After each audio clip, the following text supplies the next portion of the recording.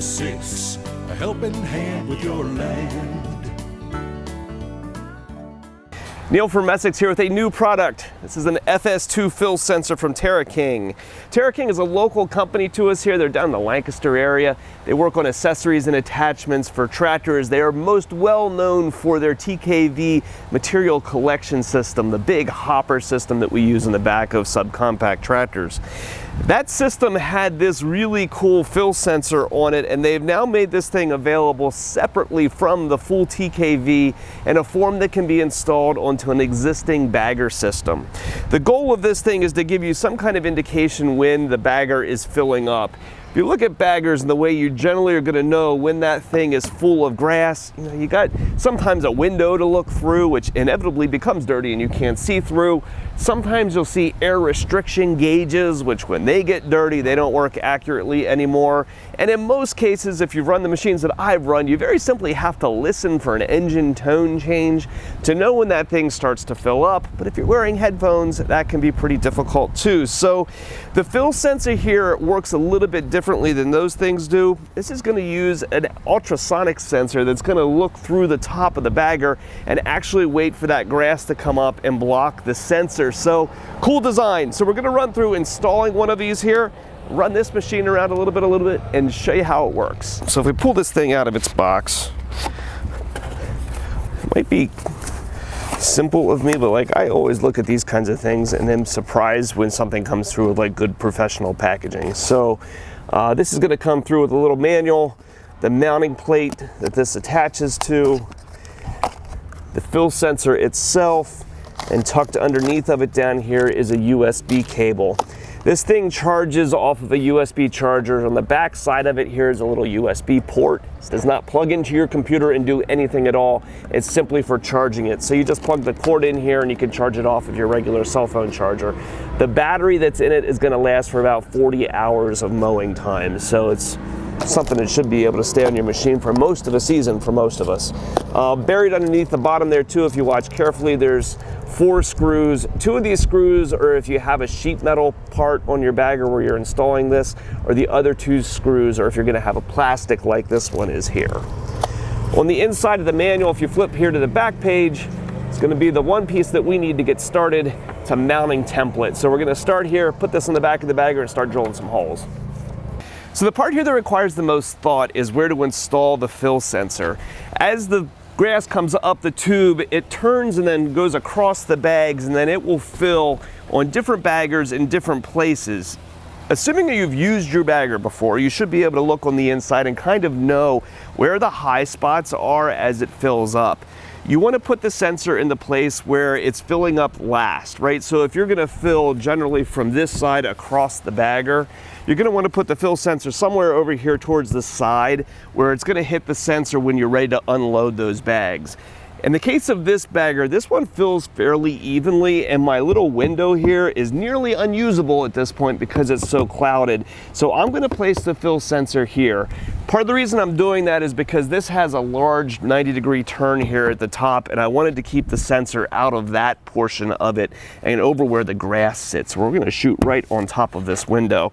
So the way we're going to do that is to take the template off the back of the manual here, tear it loose, and then use a piece of tape in order to hold it in place.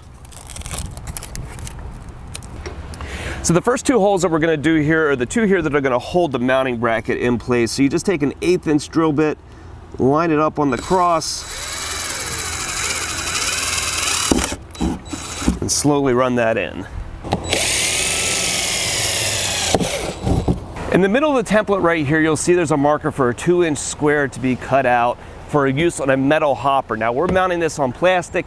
The sensor is able to see through the plastic. Now if you've got to cut this out, I'd recommend probably starting with a hole saw and then going through and using something with a blade on it to knock the corners out. But this is going to get you started pretty easily. So we're going to screw our adapter plate in place here, just using these 2 screws. Now if you're doing this in the sheet metal, you'll notice in the kit there are 2 screws in there that have self-tapping heads on them for sheet metal.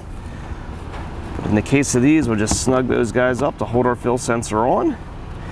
And once that's in place, we can take this guy, snap it right in place. The sensor itself only has one button on it. You've got a big power button here in the middle. You simply hold down to turn it on or hold down again to turn it off. Once it's operating, you'll see the green light here moving left and right. It means it's in its working mode. And it has adjustable sensitivity. So by hitting the power button here, you'll see the lights move from 1 to 5. It's going to change the sensitivity. So 1 is going to be for when you have really thick and heavy grass. 5 is going to be for when you have really light material, say leaves or something like that. Today we're going to shoot right down the middle, put it on 3 as we try to figure this thing out.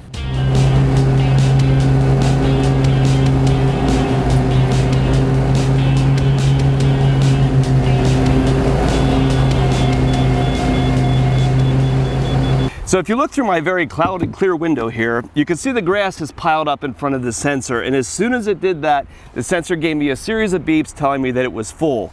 Now it will continue to chirp at you periodically as long as that is filled up until you get out and empty the bags. Quick tip for you from my messing around. The sensor on this is obviously adjustable, right? And that sensitivity adjustment is going to vary depending on what kind of surface you have that mounted against. Say on the metal bagger where they recommend you cut that hole out completely, your sensitivity likely can be a lot lower for something like that than the case that I have here where I've mounted this against plastic. One way that I found to test this was to go and grab a handful of my grass and hold it against the sensor and wait and see if it beeps or not.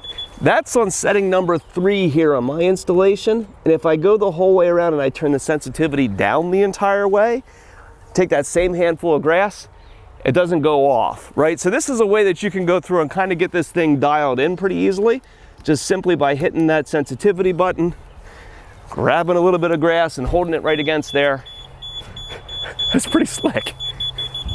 So that's a little bit on the TerraKing FS2 fill sensor. Pretty neat adapter. These things are a piece that we sell, retail for $149. We've all gone through the headaches of digging grass out of a plugged up tube on your bagger. In my opinion, this can save a lot of headaches on your mower. So if you're interested in one of these, there'll be a link in the description or up here somewhere to go to our website in order to buy online, or you can give us a call at 800-222-3373. Check us out at Messick.com. TerraKing is a local company down here in Lancaster. They make a lot of accessories and stuff for tractors and okay. These here, run this machine around a little bit, and show you how it works. That's a little bit on the TerraKing.